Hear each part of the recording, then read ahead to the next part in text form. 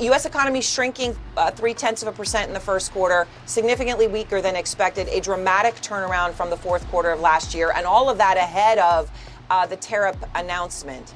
Says President Trump's threat of tariffs is really weighing heavily on the company. Already, the automaker cut its earnings forecast this year by $1.5 billion and suspended its earnings guidance because of the uncertainty related to the tariffs and President Trump's big, beautiful tax bill.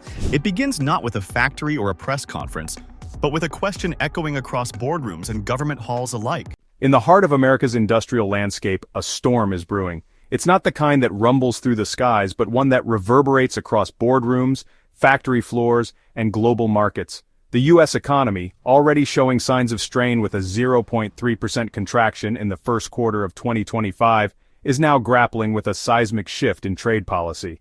At the center of this tempest stands Ford Motor Company, an icon of American manufacturing, caught in a high-stakes clash between economic nationalism and the realities of a globalized world. The story unfolding is not just about one company's struggle. It's a vivid illustration of how policy decisions in Washington can ripple through supply chains in Mexico, factories in Canada, and consumer markets worldwide.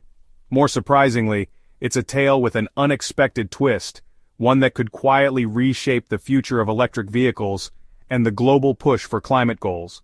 The catalyst for this upheaval is a set of tariffs announced by President Trump, imposing a 25% levy on imported light-duty vehicles. These measures, part of a broader agenda to revive domestic manufacturing and reduce reliance on foreign production, have sent shockwaves through the automotive industry. For Ford, the impact is immediate and severe. The company, once projecting operating profits between $7 billion and $8.5 billion for 2025, has slashed its earnings forecast by $1.5 billion and suspended guidance altogether, citing the uncertainty brought by tariffs and a sweeping tax bill. The financial toll is stark. First quarter net income plummeted to $473 million, a 65% drop from the $1.3 billion recorded a year earlier, while total revenue fell 5% to $46 billion. Ford's stock, reflecting the market's unease, dipped over 2% in after-hours trading. This is not a story that begins with a factory shutdown or a bold press conference. It starts with a question that echoes through corporate headquarters and government corridors. What happens when industrial ambition collides head-on with economic nationalism? For Ford, the answer is unfolding in real time. The company has raised prices on 3 models produced in Mexico, not as a strategic choice but as a direct response to soaring import costs. Exports to China, a critical market for Ford's international strategy, have ground to a halt after Beijing retaliated with tariffs as high as 145%. These vehicles, once a cornerstone of Ford's global sales, are now sidelined, forcing the company to rethink its competitive stance and long-term revenue plans. The ripple effects extend far beyond Ford's balance sheet. General Motors, another titan of American industry, has also withdrawn its 2025 earnings forecast and shelved a $4 billion stock repurchase plan. GM's leadership has admitted that the economic models guiding their projections are no longer reliable in this volatile trade environment. Across the industry, automakers are scrambling to adapt to a landscape where policy, not just profit, dictates strategy. The markets, ever sensitive to uncertainty, have responded with a pullback, leaving auto stocks underperforming and suppliers in Canada and Mexico facing mounting pressure. This clash is rooted in a broader political movement known as economic nationalism, a philosophy that champions domestic industry over global integration. Proponents argue that tariffs are a necessary corrective to decades of offshoring and factory closures that have hollowed out manufacturing towns like Lordstown, Ohio.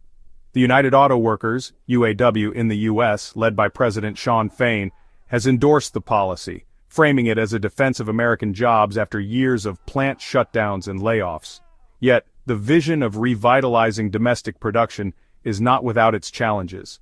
Modern automotive manufacturing is a global endeavor, with vehicles assembled from parts sourced across a dozen countries. Untangling this intricate web of supply chains requires not just policy changes but vast logistical and financial resources.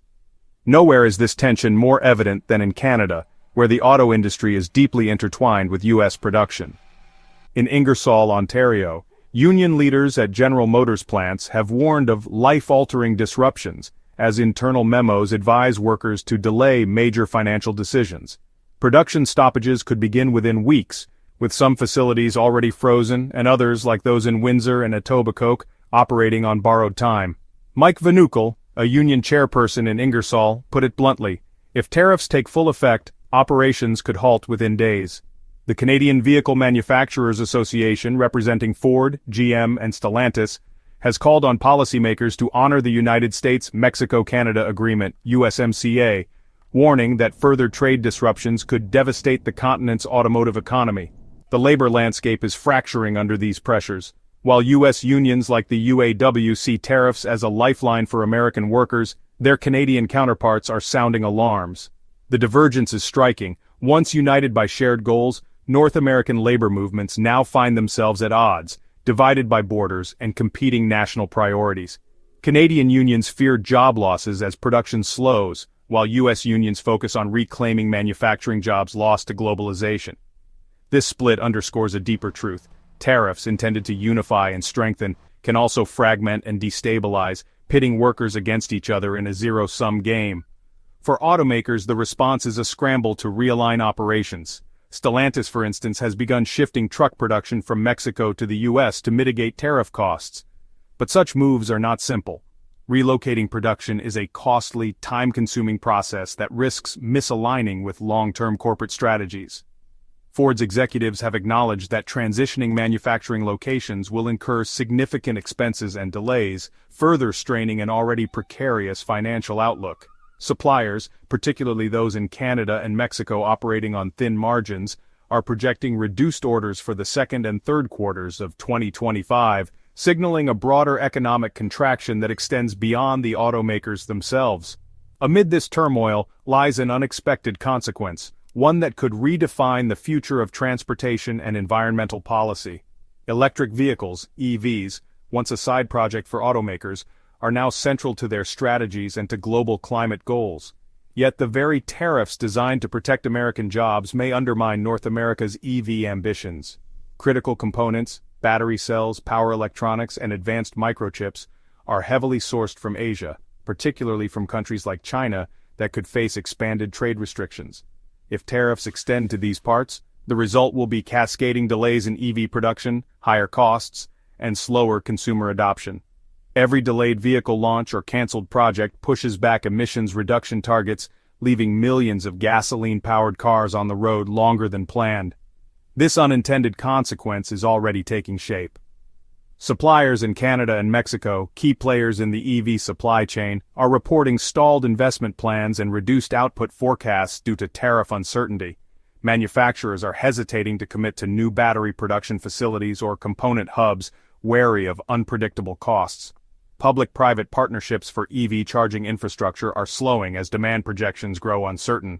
The ripple effects are profound. Federal and state incentives for EV purchases designed to make clean vehicles accessible rely on affordability and availability. If tariffs drive up prices or limit competition, fewer consumers will qualify for tax credits, and mass-market EVs could be sidelined in favor of luxury models, widening the gap between climate ambitions and consumer realities.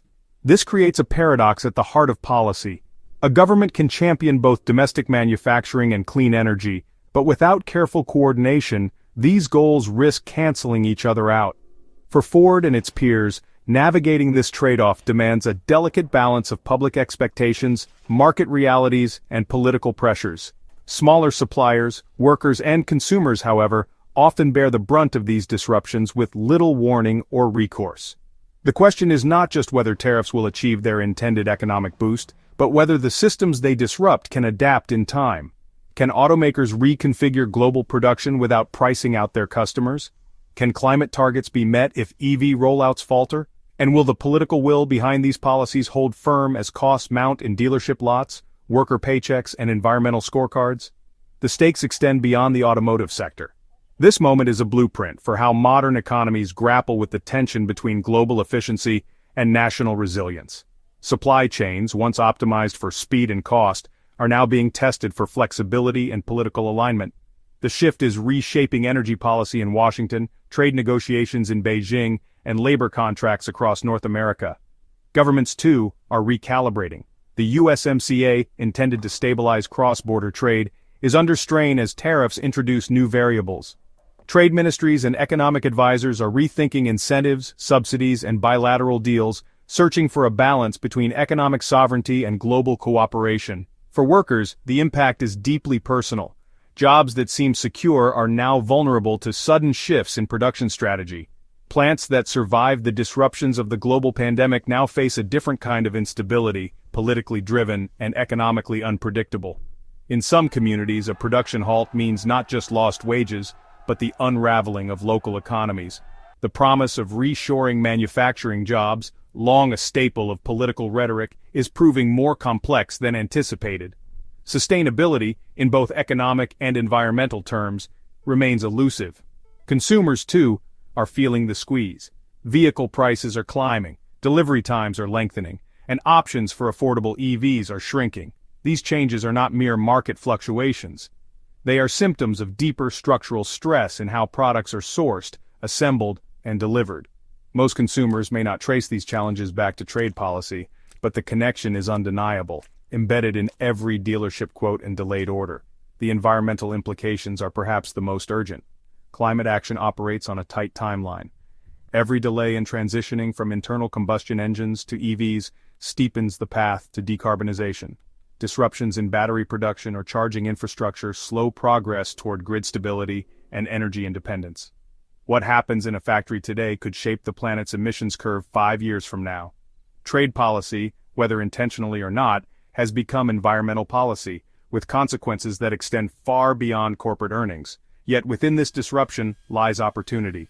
If this period of volatility forces automakers, regulators, and labor groups to rethink industrial strategies, it could pave the way for a more resilient system. Companies might invest in regional supply chains that are less vulnerable to global shocks. Governments could foster better cross-border coordination. Public-private partnerships might emerge that balance competitiveness with sustainability. The Ford case is a window into this challenge, revealing how a single policy shift can unravel years of planning, shake global supply lines, and realign corporate futures. This is not just Ford's story, it's a reflection of a broader reckoning with how economies function in the 21st century. The world that built the auto industry, one of seamless global integration, is not the one it operates in today. Modern economies are more interconnected, more fragile, and more politically charged than ever before. Navigating this reality will define not only the next generation of vehicles, but the future of economic and environmental leadership. The Ford situation is both a warning and a lesson. It shows that while protectionism and reshoring may offer political wins, they must be paired with strategies that account for the realities of global supply chains. Without such coordination, the result is not strength, but distortion, delayed innovation, strained consumers, and fractured labor alliances. The decisions made in the coming months, by automakers, unions, trade officials, and legislators, will shape not just the automotive landscape of 2026 or 2027, but the kind of economy North America builds for decades to come. Whether that economy is cleaner, fairer, and more stable, or more divided and reactive, depends on how seriously this moment is taken and how clearly its lessons are understood. In many ways, Ford's confrontation with tariffs is a mirror held up to the global economy. It reveals the vulnerability of even the largest corporations to forces beyond their control. No amount of capital or infrastructure can fully shield a company from a fractured international system. As nations redefine their priorities, viewing industries like automotive and energy through the lens of national security, the trade-offs become clear: higher costs, disrupted supply chains, and fewer options for consumers. This shift is not inherently negative, but it demands clarity and foresight. Without a shared vision, industries risk fragmenting into inefficient silos, slowing innovation and raising costs for everything from cars to clean energy. For Ford, this moment tests the limits of adaptability. The just-in-time manufacturing model that defined the industry's efficiency is giving way to a new reality of redundancy, buffer stocks, and political contingency. These changes carry financial and operational costs that cannot be solved with scale alone. Labor, too, faces a crossroads. North American workers, once united in their advocacy, are now divided by geography and competing interests. As industries realign, unions must rethink how they collaborate and negotiate in a fragmented landscape. Policymakers face an equally daunting task: Crafting legislation that supports domestic manufacturing while preserving trade relationships requires precision. Overreach in one direction risks global competitiveness, neglect in another threatens industrial erosion. The climate dimension only heightens the stakes. Delays in EV adoption due to supply chain disruptions or protectionist policies will have lasting environmental consequences, underscoring the interconnectedness of trade and climate strategies. The story of Ford's tariff battle is more than a headline. It's a case study in the complexity of modern industry, where economics, labor, politics, and environmental goals collide. It illustrates how a single policy decision can reshape not just a company's fortunes, but the architecture of global manufacturing. As this drama unfolds, it serves as a reminder. The choices made today will determine not only how cars are built, but what kind of future is built, and who gets to build it.